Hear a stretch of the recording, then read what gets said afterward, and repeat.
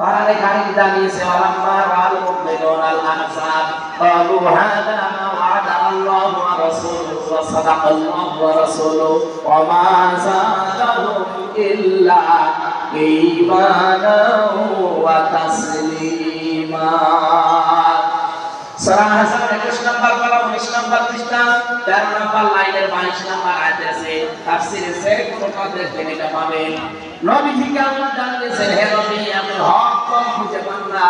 পৃথিবীতে হক কম ওইটা যাদেরকে দেখে অন্য আল্লাহ বিরোধী যারা তারা তেড়ে তেড়ে মেমাতি আসে।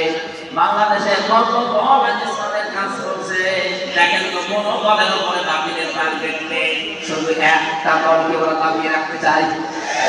আপনি হক তো খুঁজে পান না মানে একটা তাফসীর করবেন, দেখবেন এই দেশে হক আপনি যদি চিনতে নাও পারেন বাতিলরা কিন্তু চিনে ফেলেছে। ওরা জানে যে এই দেশে আল্লাহর কোরআন কায়েম করতে চায় কারা। ওরা এটাও বিশ্বাস করে যে কোনদিন তাহেরির দ্বারা এই দেশে কোরআন কায়েম হবে না।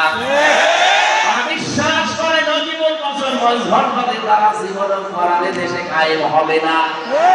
ওরা বিশ্বাস করে 8 বছর দ্বারা এই দেশে কোরআন কোনদিন কায়েম হবে না। ওরা বিশ্বাস করে ফেলেছে কোরআন কায়েম হতে হলে 91 দিনের কর্মীদের দ্বারা হবে।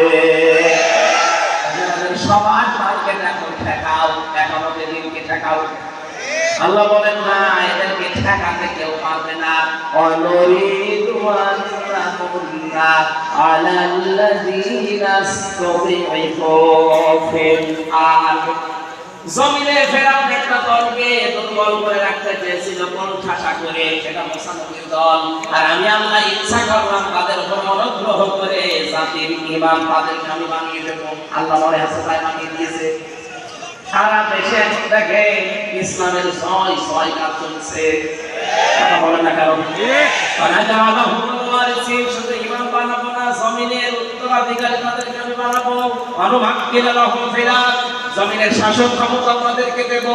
অনুরিয়া ফিরআউন ওয়া হামান ওয়া জুনুদাহুমা মিনহুম মা কানু ইয়াহদারুন, আমি আল্লাহ ওদেরকে দেখাতে চাই ফেরাউন হামান আর ওদের সৈন্য বাহিনীকে, ওরা যাদেরকে ভয় পেত তাদেরকে আমি জমিনের শাসন ক্ষমতা দিয়ে ওদেরকে আমি দেখাতে চাই।